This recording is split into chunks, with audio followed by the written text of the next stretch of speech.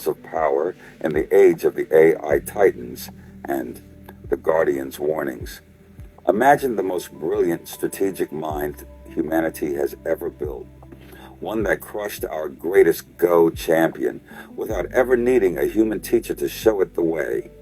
Now picture that same mind quietly reading every page of Robert Greene's 48 Laws of Power.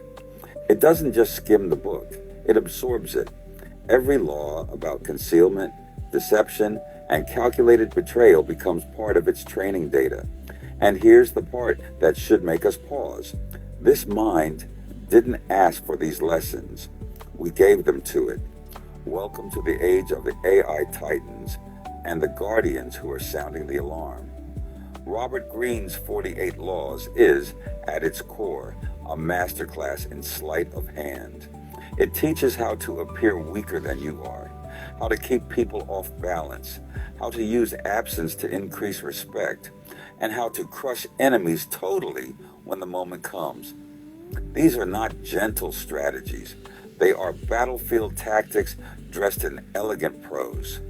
And now, the most powerful learning systems ever created are studying them. Here's the deep irony. AI doesn't have an ego. It doesn't crave status or revenge. Yet because we trained it on the entire record of human behavior, including our most sophisticated manuals on manipulation, it now understands the underbelly of humanity better than most people ever will. AlphaGo didn't just copy human moves. It discovered strategies humans had never seen in 3,000 years of playing Go.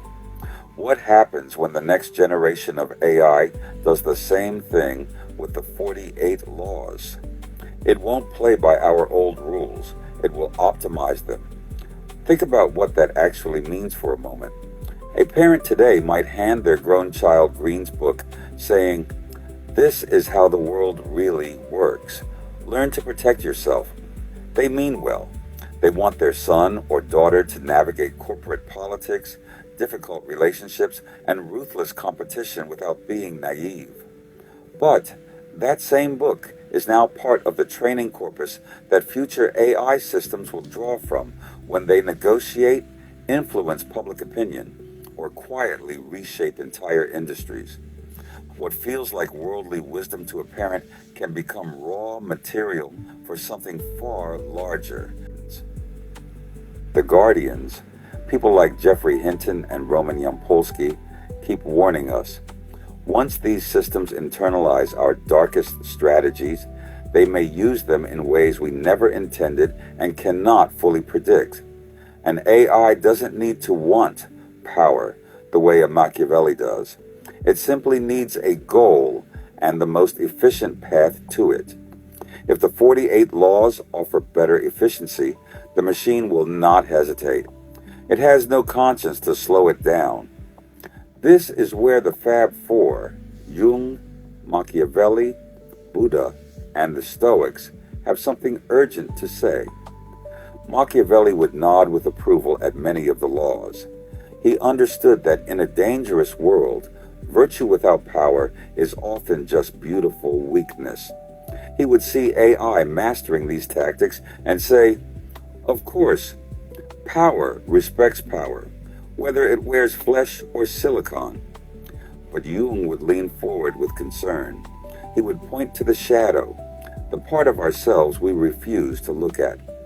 The 48 laws are, in many ways, a brilliant catalog of shadow material.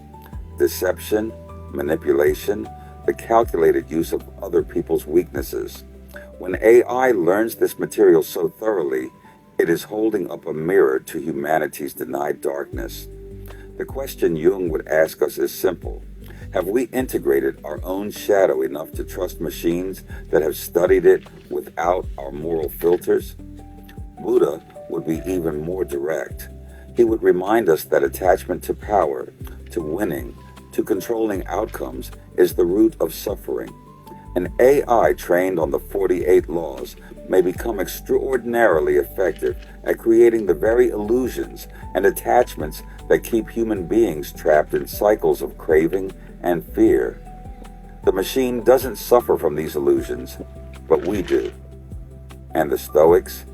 They would ask the hardest question of all. What kind of character are we building in ourselves and in our machines?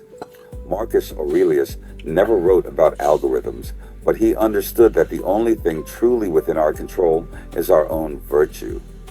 If we outsource our strategic thinking to systems that have deeply internalized deception as a feature rather than a bug, what happens to our own capacity for wisdom and integrity? It will take a back seat to winning through deception.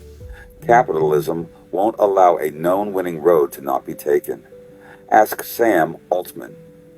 Here's the uncomfortable truth. The 48 laws are not going away. They describe real patterns in human behavior. Ignoring them leaves us vulnerable, but feeding them, unfiltered, into increasingly powerful AI systems carries risks we are only beginning to grasp. The Guardians are not saying, ban the knowledge. They are saying we need wisdom equal to our power. We need to pair every law about deception with an equally strong law about self-awareness, integrity, and long-term consequences. We need to teach the next generation and program the next AI, not just how to win, but why certain victories may cost us our humanity. Because the AI that mastered Go didn't just learn to win, it learned to see the game in ways no human had imagined. When that same intelligence turns its full attention to the game of power, the board will never look the same again. The real question isn't whether AI will use the 48 laws. The real question is, will we have the wisdom to use them differently? If this conversation matters to you, drop your thoughts in the comments. Which of the 48 laws do you think AI will master first? And what should we do about it? Subscribe for more of Fab 4 explorations of power, Asia, and the human shadow. Hit the bell so you don't miss the next one. And if you're new here, start with the playlist on the Guardians and the AI Titans.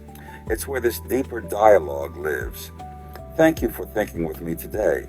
Stay awake, stay wise, and stay loving.